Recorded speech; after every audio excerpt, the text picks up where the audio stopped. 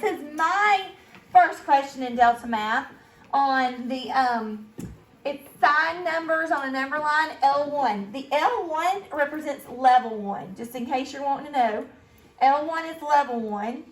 L2 is level 2, which means they get a little bit harder. And L3 means they get a little bit harder. Now, you guys might do some L3. We might skip L3 sometimes, but then we might do them also. Okay, yes, sir. I thought the L meant lesson. And yeah, you might think that, but it actually means level. So if you can see the teacher side of it. There are 3 assignments that say sign numbers on a number line. There's 3 different options I have. One's L1, one's L2, and one's L3.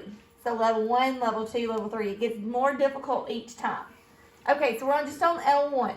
L1 says, level 1 says, on my question number 1, which is going to be different than your question number 1, it says which point represents the least value on the number line. So we're looking for the lowest value. The lowest value. Okay, I'm trying to reach. Now, I want to point out something to you because the very first time I tried this website, I got one of these questions wrong. And since we've been practicing this with this lesson, I've had other people get it wrong and then ask me, why did they get it wrong? Okay, look here. We've got T, U, S, and R. We've got the number line. Which one of these, if you can see it, which one of these with the lowest value on this number line? Can you see it? Yes. Can I make it That's easy. bigger? That's T. That's easy.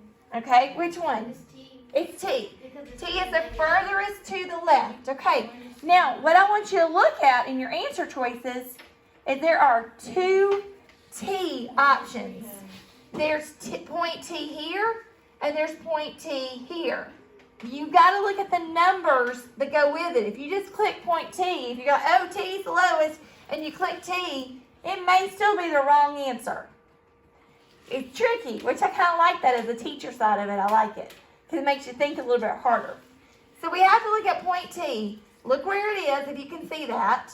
I tried to make it a little bit bigger. Okay. Where is that? Here's -4, here's the point, and here's -3.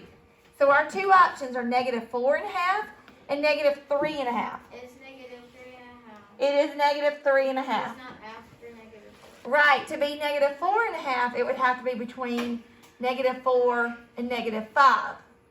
Okay, does that make sense? That's a common mistake I've seen people make so far in doing this practice assignment. All right, let me click to the next question. Okay, new problem. All right, next question says, which point has the greatest absolute value? The greatest, now we learned that yesterday.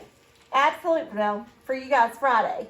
For my kids on WebEx, you learned it yesterday. Okay, so what's absolute value mean, Braden? How far from 0? How far from 0? On the number line, how far is it from 0?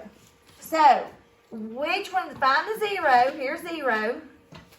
Look at these different numbers. We got S, R, U, and T. Which is the furthest away from 0? That's going to tell you which one has the greatest absolute value. Harper. T. Okay, T? You agree? T is at 5. Here's 0 right here. The next furthest away is here. That's 2.5. Okay.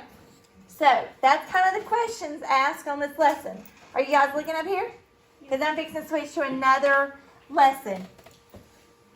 Cut the tape. Cut.